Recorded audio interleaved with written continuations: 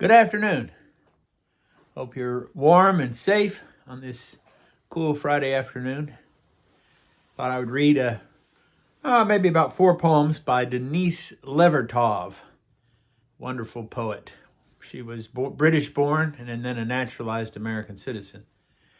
And so just really beautiful poems. And I thought these poems, I was trying to think of poems that might be, hopeful in a time when I talk to so many people who feel anxious about the state of our country, the state of our world, so many conflicts in the world, so many more than our news even covers. You know, the longest running conflict in the world is in Myanmar, but somehow it never makes the news.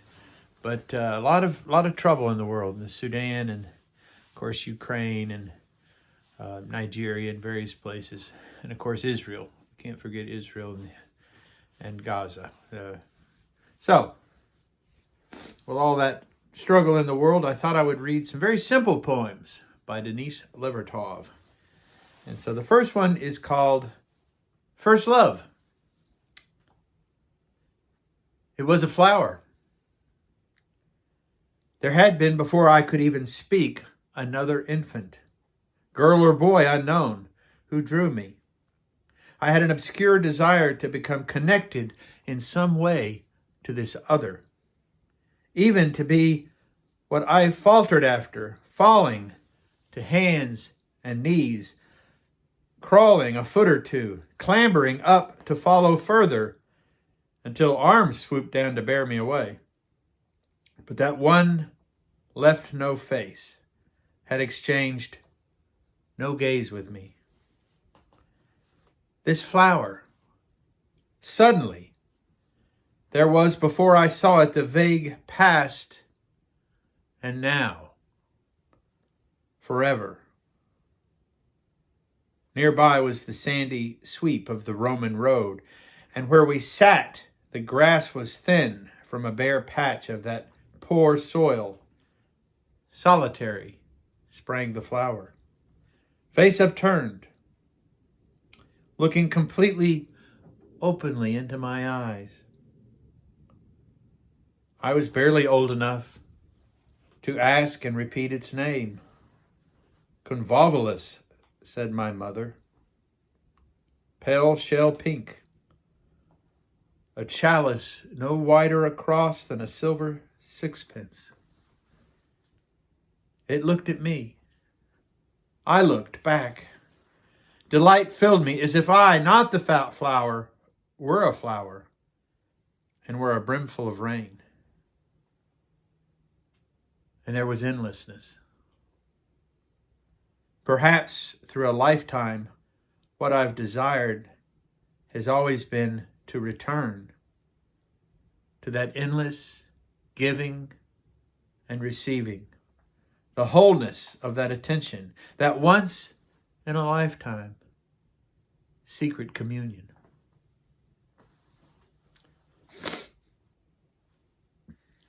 Okay, here is another poem about a flower. The Métier of Blooming. Fully occupied with growing, that's the amaryllis. Growing especially at night, it would take only a bit more patience than I've got to sit, keeping watch with it till daylight. The naked eye could register every hour's increase in height, like a child against a barn door, proudly topping each year's achievement. Steadily up goes each green stem, smooth, matte, traces of reddish purple at the base, and almost imperceptible vertical ridges, running the length of them, 2 robust stems from each bulb, sometimes with sturdy leaves for company, and elegant sweeps of blade with rounded points. Aloft the gravid buds, shiny with fullness. One morning, and so soon, the first flower has opened when you wake, or you catch it poised in a single brief moment of hesitation. Next day, another, shy at first, like a foal, even a third, a fourth, carried triumphantly at the summit of those strong columns, and each a Juno, calm in brilliance, a maiden giantess in modest splendor. If humans could be that intensely whole, undistracted, unhurried, swift from sheer, unswerving impetus, if we could blossom out of ourselves, giving, nothing imperfect, withholding nothing. 2 more. That day, I'll say right here, these poems make me think of the concept of beauty that is outside us, other. When I speak of anxiety, sometimes beholding beauty transforms us. It gives us peace that we might act in grace.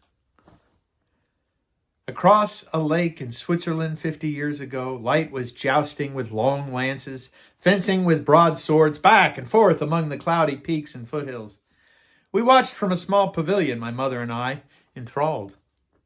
And then, behold, a shaft, a column, a defined body, not of light, but of silver rain.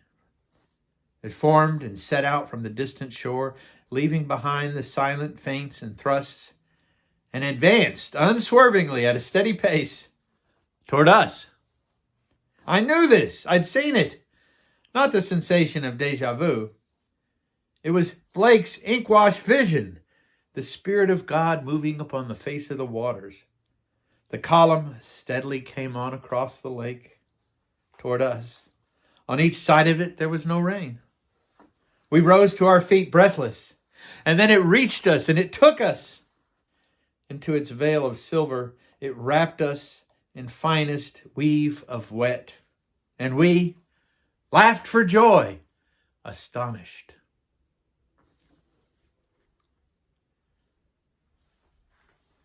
And now one last poem.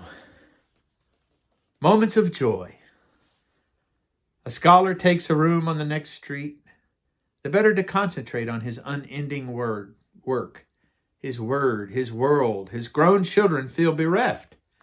He comes and goes while they sleep. But at times it happens. A son or daughter wakes in the dark and finds him sitting at the foot of the bed, in the old rocker, sleepless, in his old coat, gazing into an invisible distance, but clearly there to protect as he had always done. The child springs up and flings arms about him, presses a cheek to his temple, taking him by surprise, and exclaims, "Abba," the old intimate name from the days of infancy. And the old scholar, the father, is deeply glad to be found. That's how it is, Lord.